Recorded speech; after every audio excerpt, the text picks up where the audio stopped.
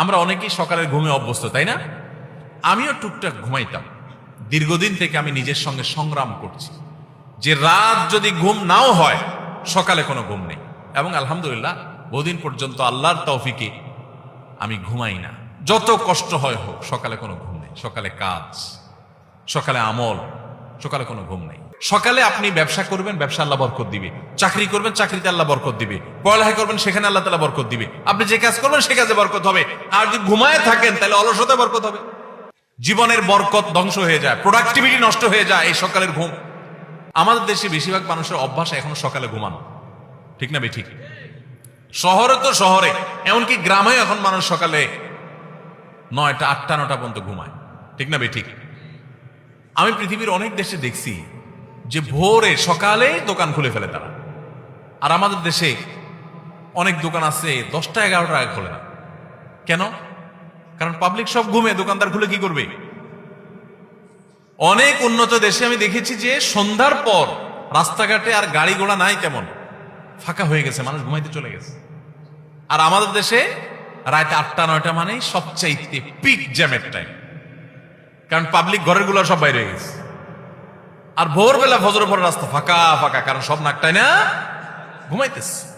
ভাইরা আমার, মনে হবে খুব ছোট্ট ইস্যু, ছোট ইস্যু না, অনেক বড় ইস্যু।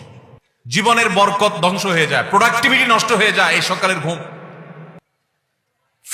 হেফজখানার ছাত্ররা তাদের দ্বিতীয় সিক্রেট হলো তারা সকালে কাজ করে। নবী সাল্লাল্লাহু আলাইহি ওয়াসাল্লাম দোয়া করেছেন, আল্লাহুম্মা বারিক লি উম্মতি ফি বুকুরিহা, আল্লাহ আমার উম্মতের জন্য ভোরের সময়টাতে আপনি বরকত দান করেন। নবীজি দোয়া করে গেছেন, সকালে আপনি ব্যবসা করবেন, ব্যবসা আল্লাহ বরকত দিবে। চাকরি করবেন, চাকরিতে আল্লাহ বরকত দিবে। পড়ালেখা করবেন, সেখানে আল্লাহ তাআলা বরকত দিবে। আপনি যে কাজ করবেন সে কাজে বরকত হবে। আর যদি ঘুমায় থাকেন তাহলে অলসতায় বরকত হবে, মানে অলসতা বেশি হবে। ভাইরা আমার, তাহলে হেফজখানার ছাত্ররা দেখেন ভোর রাতে উঠে যায় এবং পড়ালেখা করে। আমরা অনেকেই সকালের ঘুমে অভ্যস্ত, তাই না? আমিও টুকটাক ঘুমাইতাম। দীর্ঘদিন থেকে আমি নিজের সঙ্গে সংগ্রাম করছি যে রাত যদি ঘুম নাও হয়, সকালে কোনো ঘুম নেই। এবং আলহামদুলিল্লাহ বহুদিন পর্যন্ত আল্লাহর তৌফিকে আমি ঘুমাই না। যত কষ্ট হয় হোক, সকালে কোনো ঘুম নেই। সকালে কাজ, সকালে আমল, সকালে কোনো ঘুম নেই। বাংলাদেশের একটা ব্যাপক ব্যাধি এটা যে আজকে আমাদের ঘরে ঘরে মানুষ গভীর রাত পর্যন্ত কোনো কাজ নাই, অযথা বসে বসে 12টা 1টা পর্যন্ত মোবাইল টিপবে, ঠিক না ঠিক? শুয়ে শুয়ে 1 ঘন্টা টিপবে। এই জন্য মোবাইল বাসায় ঢুকার আগে মোবাইলের গলা চিপে বন্ধ করে তারপর ঢুকেন। দেখেন জীবন খুব সংক্ষিপ্ত, এর বড় একটা অংশ আমাদের মোবাইল টিপে টিপিতে চলে যায়। আমাদের জীবনকে যদি ক্যালকুলেশন করে বের করে দেখানো হয় তো দেখা যাবে যে আজকালকার তরুণরা যারা অল্প বয়সে মোবাইল হাতে পেয়ে গেছে, তাদের জীবনের সবচেয়ে বড় অংশটা মোবাইলের ভিতরে তারা ডুব দিয়েছে। কি জবাব হবে আল্লাহর কাছে? ভাইরা আমার, তো হেফজখানার ছাত্রদের দ্বিতীয় সিক্রেট হলো তারা ভোর রাতে উঠে পড়াশোনা করে। ভোর রাতে উঠে পড়াশোনা করা, ভোরে উঠে কাজে শুরু লেগে যাওয়া, এটা জীবনে বরকতের কারণ। নাম্বার 3, তারা কাইলুলা করে। এইটা তো একেবারে বিদায় হয়ে গেছে, এই সুন্নত এখন কোথাও নাই হেফজখানা ছাড়া। কাইলুলার সুন্নতের সাথে পরিচিত আছেন আপনারা? কাইলুলা মানে দুপুরের ঘুম। দুপুরের ঘুম, এই দুপুরের ঘুম বলতে এক্সাক্ট কোন সময়টার ঘুম, এটা নিয়ে ওলামা একরামের নানা রকমের বক্তব্য আছে। একটা অথেন্টিক এবং শক্তিশালী বক্তব্য হলো এটা জোহরের আগে। হেফজখানার ছাত্ররা সাধারণত কয়টায় ঘুমায়? সকালে 9টা 10টা, জোহরের আগ পর্যন্ত ঘুমায়। ঘুম থেকে উঠে গোসল করে তারা জোহরের নামাজ পড়ে।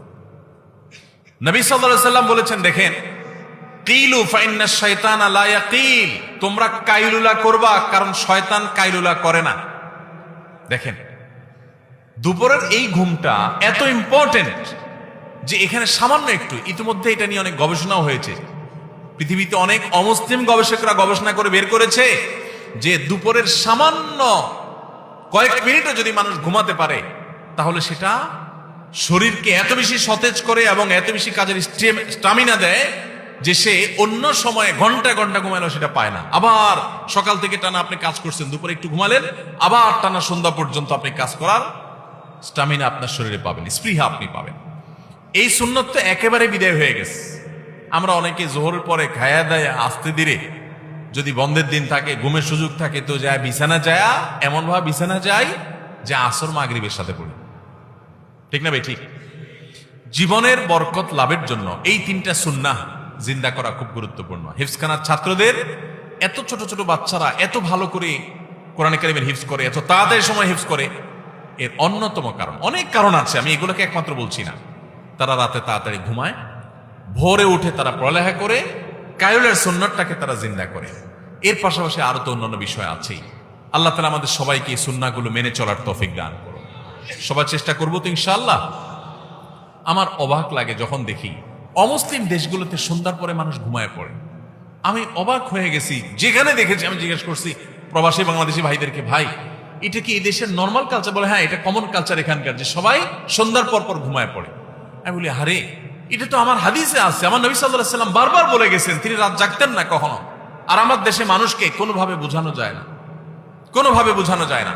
শুধু আমার দেশ হলে একটা কথা, যত মুসলিম দেশ আছে বিশেষ করে মিডিল ইস্টের মানুষ তো আরো ভয়াবহ, তাদের রাত হয় রাত 12টা-1টার পর, আর আমার দেশে মানুষের রাত হয় রাত 9টার পর, ঠিক না? অফিস আদালত থেকে আইসা, দোকানপাট বন্ধ করে আইসা, কাজ কাম করে আইসা বাসায় জামা কাপড় খুলা, এশার নামাজটাকে যারা নামাজ পড়েন তারা বোঝা মনে করেন, নামাজ পড়ে ফেলছেন, ঝামেলা শেষ। এবার সোফার রুমে, আপনার ড্রয়িং রুমে সোফাতে একদম প্যাট ট্যাট শরীর ঝাইড়া দিয়া বৈশা, পুরা ফ্যামিলির লোকজন বৈশা, এখন আড্ডা জমে, বিসমিল্লাহ হয়। রাত 10টার পরে আড্ডার কি হয়? বিসমিল্লাহ হয়। এরপরে 11টা-12টার দিকে আস্তে আস্তে বিছানা যাও, তাও ওই আধা হাত একটা মোবাইল সাথে থাকে। এবার ওইটা আবার আধা ঘন্টা 1 ঘন্টা টিকতে থাকে। ভাইরা আমার, জিন্দিগির বরকত নষ্ট হওয়ার জন্য যথেষ্ট। আমি আলহামদুলিল্লাহ আপনাদেরকে আনন্দের সংবাদ শুনাই। আমার বাসার মধ্যে যখন থাকি আমরা, রাত 10টার মধ্যে ঘুম শেষ, সবাই রাত 10টার ভিতরে ঘুমায় যাবে। এই প্রতিজ্ঞাকে বাস্তবায়ন করার জন্য প্রতি মুহূর্তে আমরা চেষ্টা করে যাচ্ছি এবং আলহামদুলিল্লাহ বেশিরভাগ ক্ষেত্রে আমরা সফল। আর সকালে কোনো ঘুম নাই। সকালে যে ছাত্র সে পড়ালেখা চলে যাবে, যে কর্মজীবী তার কাজ শুরু করবে, মা তার ঘরের কাজ শুরু করবে, সবাই তার কাজে লেগে যাবে। রাতে তাড়াতাড়ি